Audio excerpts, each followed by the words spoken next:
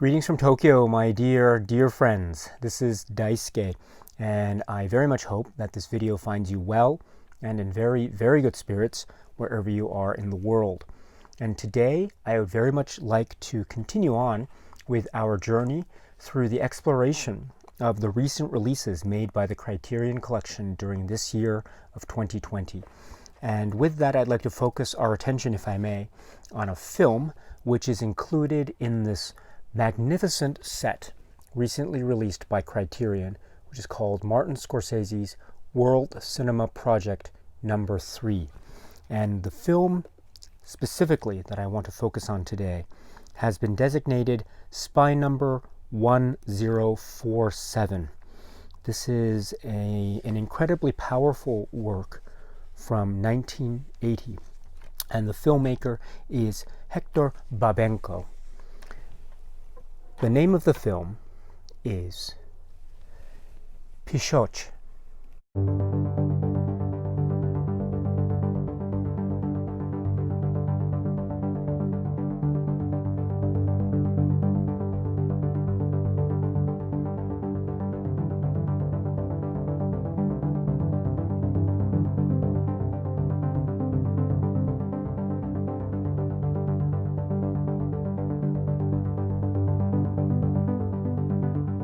So this is the film PIXOTE, which also has the subtitle Allée do Mais Franco, which is translated into English as The Law of the Weakest. So the film, as it's known in English, is PIXOTE, The Law of the Weakest. This is the 1980 film from the filmmaker Héctor Babenco.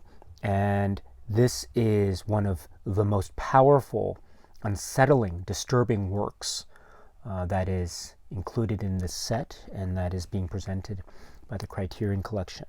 And that is another way to say that it is very important and incredibly eye-opening when it comes to a depiction of this aspect of urban life in Brazil, in particular this aspect of urban life as lived by children, and with the character of PIXOTE at the center of this. This film is, in essence, about a number of children and their experiences as depicted on film in these reformatory institutions, which are known as FEBEM.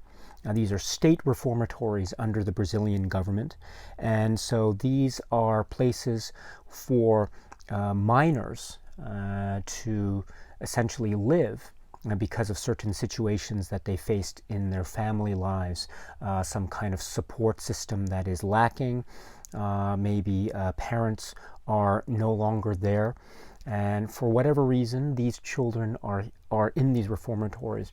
Another thing too that is very significant is the fact that the reformatories, the FEBEM, would be the place where the state would send children who were caught committing crimes, and instead of convicting them as adults because they were of minor age, they would be sent to FEBEM. And so we have, in essence, a story that is set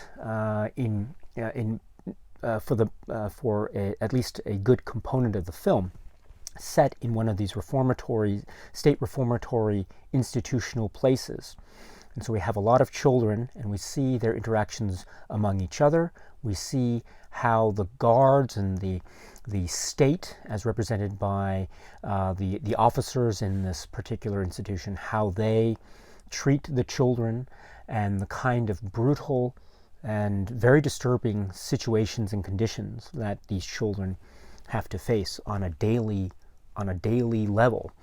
And so we see, therefore, the interactions between and among the boys and PIXOTE in particular as our central focus, the main character, if you will. And we see various bonds that form, the emotional bonds that form among friends. And we see how that carries them through, especially in very intense, very unsettling circumstances that arise. And these unsettling circumstances come about from a number of varying factors. So first we have, as I say, the element of a lot of these children having been exposed to crime and to committing crimes in these urban centers. And the reason for this, I think, is indicated a lot by a lot of the materials included in the supplement section, including the essay and also the a supplement which is referred to as the U.S. Prologue, where we have a short introduction from Babenco himself explaining the point that for a lot of criminals, adult criminals, one of the things that adult criminals would try to do would be to essentially use children in order to have certain crimes be carried out, because the idea being that if children were caught committing crimes, then as minors they wouldn't necessarily be subject to the criminal system as adults, but as minors they would be sent to FEBEM, these reformatory institutional places. And so this would be a way for criminal activity to be carried out essentially by using and exploiting the minor population, children, in these areas. And this means, therefore, that we have a lot of children here who are depicted, and they have been engaged in some kind of activity of this kind. They have been taken advantage of by a lot of the adults in their lives. And this also includes authority figures. We see in the film depictions of authority figures, people in law enforcement, people in state institutional positions that also are seen quite horrifically.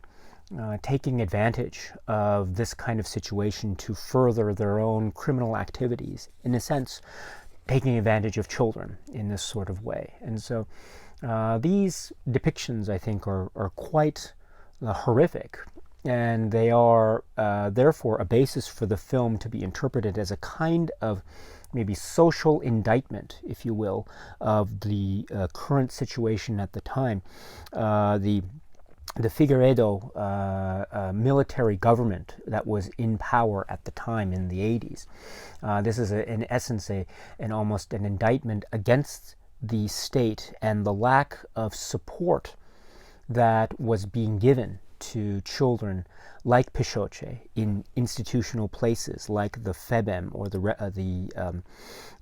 reformatories, the state reformatories. And so with that background, we therefore get a very harrowing and stark depiction of a group of these children who, through their emotional relationships and their connections and their bonds, they, in essence, try to survive the situations that they are presented themselves in. And that means when they're in the institution or when they are out of the institution, we see them trying to make do with what they have, which is very little. And we see them, in essence, growing up.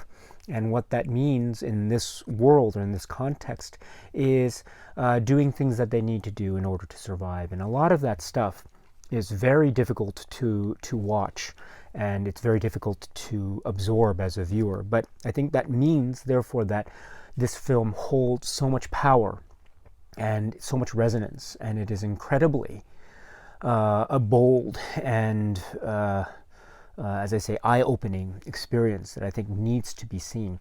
It isn't for everyone, that's for sure, because of its content. On this point, let me say that while there are very intense scenes that are in this film that have to do with depictions of sexuality and depictions of violence, there are also cinematic ways by which these scenes are being depicted. In other words, the explicit nature of a lot of what is being captured here, I think, is also very much left to the viewer in order to interpret and to imagine the horrors that are actually being depicted. And so I think there is a certain cinematic craft that is at play when we see how the film is attempting in the best way that it can to try to present these horrible situations that are being that these children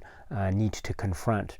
And therefore this film it never flinches in that way, because it really is trying to achieve what might be said to be an almost documentary type of realism. A lot of scholars, Martin Scorsese included, refers to Italian neorealism. There's also a lot of mentioning of the actors that appear here, in particular Fernando Ramos de Silva, who plays PIXOTE. And some of you may know the certain real-life situation that he was in at the time of making this film, and what happened to him in his career afterwards, and what happened to him in his life, and his untimely passing in real life. And so a lot of this, I think, is very much interconnected with the idea that this film seems to be speaking at the core of a harsh truth and reality that Babenco himself was, and we know this, he was essentially trying to make a film, initially a type of documentary on these FEBEM reformatory institutions, and due to circumstances it ended up being this film, PIXOTE. Now, I don't want to suggest that this film is in any way a full-on documentary. It is not a documentary. It is a film. But it is a film that is based on episodes and situations, circumstances that we understand did actually exist.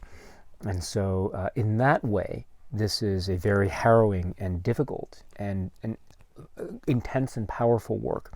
And I should say also that it is not wholly bleak. There are moments of levity. There are moments of real emotional human connection between this core set of characters, because along the way we realize that they really need to depend on each other emotionally, because that's all they have in the world, because none of the adults that we see provides any kind of emotional support. And so we see these children, PIXOTE and his inner circle of friends, essentially form a kind of family unit, and we see them essentially trying to make do in the world, with the only support being themselves. And so that, in a way, lends itself to some incredibly powerful scenes of emotional honesty between these characters. And that then gives way, of course, to the thematic narrative, which leads to some pretty intense and dark places. But still, I do want to focus, I do want to suggest the fact that this is a film that, while very bleak and very tough and very difficult, it also is attempting to show an emotional core to these characters, which is also potentially so moving. And it is so emotionally gut-wrenching. Because these characters are really being portrayed with such honesty and emotional integrity, that makes this film, PIXOTE, an important work to watch. Once again, it is not for everyone. This film is not for everyone, but if you are okay with this, please note that it is regarded as a very important work in terms of revealing to us the depths of the horrors of a lot of these situations regarding FEBEM, and also the lives of youth, of Brazilian youth, and also the way in which the adult society, via the state and other means, do not provide the type of emotional support that is needed in order for these children to be well supported in everyday society. And so this is a very eye-opening and shocking experience, but it is a unforgettable one, and it is one from the great master Héctor Babenco. This is the film PIXOTE. With that, let me now focus on the Criterion release itself. As I mentioned, this is the film that is included in the wonderful set WCP number 3, and it has a number of supplements. But first, this is based off of a new restoration of the film, and the restoration work was apparently quite involved, and so it's a miracle that we have the film looking and sounding the way that it is. And the supplements also reveal some of this hard work. For example, the Martin Scorsese introduction as part of the supplements, approximately 3 minutes, does talk about the painstaking efforts required in order to have this work restored in terms of visual quality, in terms of sound. And so it's great to hear his brief comments on that. In his introduction also, he focuses on Babenco himself, the filmmaker, giving us a brief intro and background into the types of films that Babenco made up to PIXOTE, the preparations that Babenco was engaged in terms of a possible documentary on the FEBEM reformatory institution that ended up becoming the basis for the film PIXOTE, and how therefore this film becomes a narrative film but is relying on documentary elements, which therefore gives it according to Scorsese, a link to the neo-realist movement in cinema. And also, Scorsese refers to Babenco and his career post-PIXOTE. He also refers to Fernando Ramos de Silva and the actor who played PIXOTE and what happened to him after the film PIXOTE. And the like. Please note also that I think reference is made to the year of the film PIXOTE being 1981, and that's true I think elsewhere in other materials. The film, I understand, was initially released in 1980, and then its international release schedule was 1981. So sometimes we'll see it referred to as 1980, sometimes we'll see it referred to as 1981. But for purposes of the Criterion box indication, 1980, but it's okay if it's also referred to as 1981. And then that's not all, because the supplements continue with a one-on-one interview with the director, Héctor Babenco himself, from 2016. This is from the arranged by the Academy of Motion Picture Arts and Sciences Visual History Program collection. And it's a one-on-one interview, approximately 21 minutes. And this is Babenco talking about his life, his experiences growing up in Argentina, and also how he was really involved. He loved cinema, he loved literature, he loved reading. There's a moment where he's talking about growing up and watching Ozu films, Bergman films.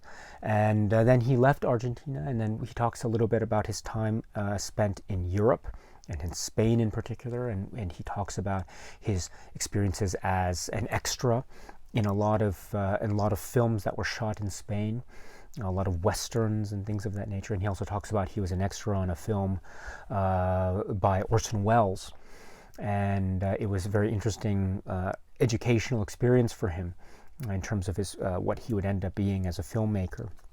And then he talks also about his return to South America, but to Brazil, due to compulsory military service in Argentina. And so he ended up in Brazil. And then he talks about the Brazilian film industry at the time, the 1960s. And he talks therefore about his inspirations for his first films that he made.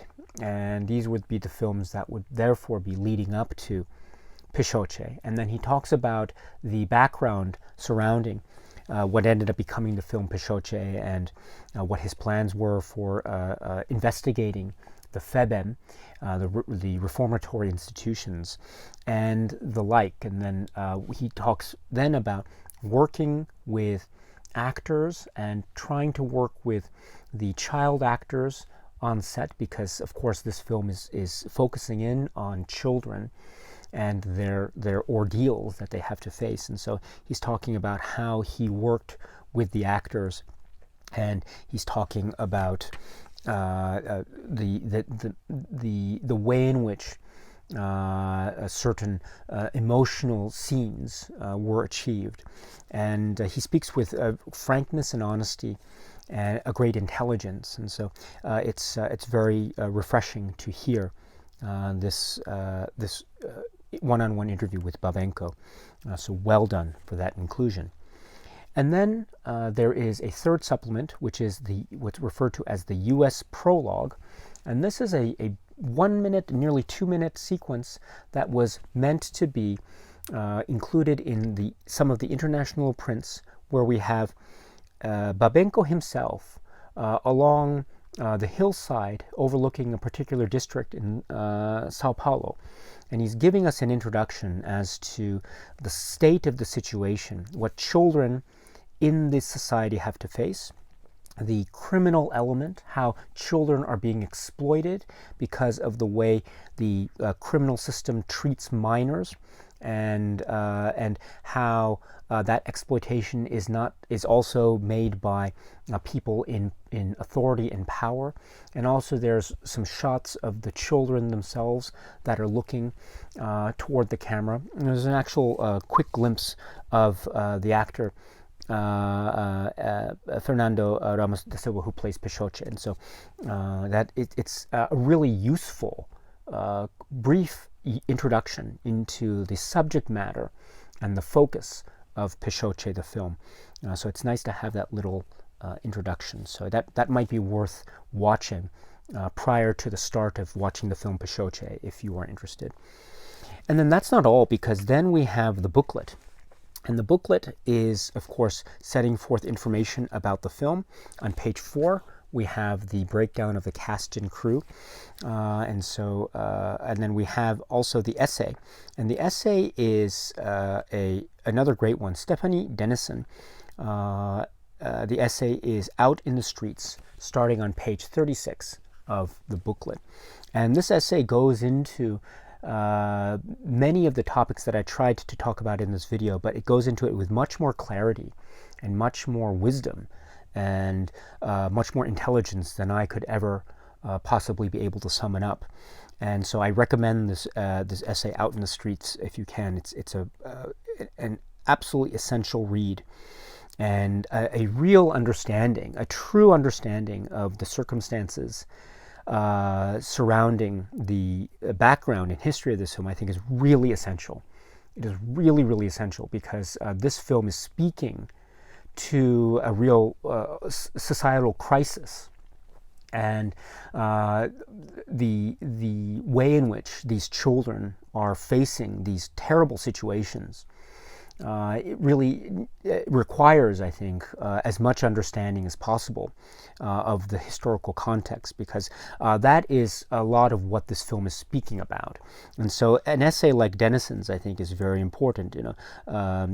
The idea of the FEBEM is discussed with I think, a necessary level of detail, and Babenco's prior works are touched upon very nicely. And then we have the thematic aspects of the film that also call to mind the notion of what is deemed to be the blurring between fact and fiction. And I think this is also very important, and it makes the film all the more powerful as a viewing experience.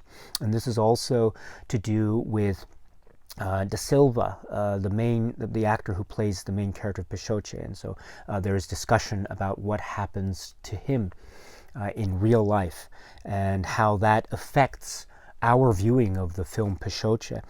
And also the essay talks about the reactions to the film, because this film, I think, is one that invites, I think, a whole series of potential reactions, both positive and maybe not so positive. And so the brief description of the initial reaction from domestically and internationally is given here, and also its place in cinema today. The essay does go into the notion of the denunciation of these situations of brutality, and the absolute helplessness of these children in the face of a state system that is unwilling to help them.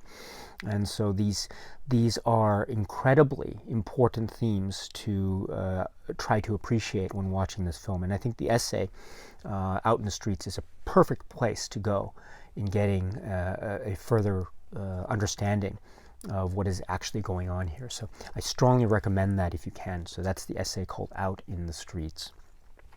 And so with that, my friends, this is the harrowing and powerful and unforgettable work, PIXOTE. And I must emphasize once again that it is not for everyone.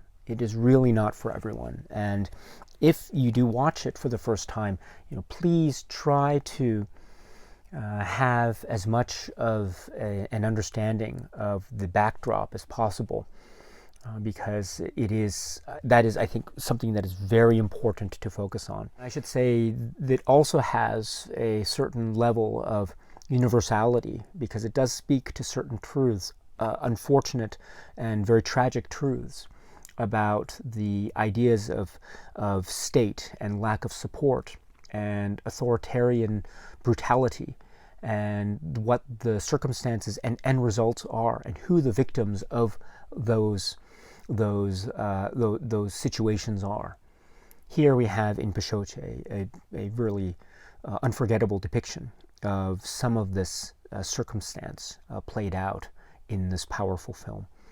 And so, my dear friends, this is the film from 1980. The film is PIXOTE.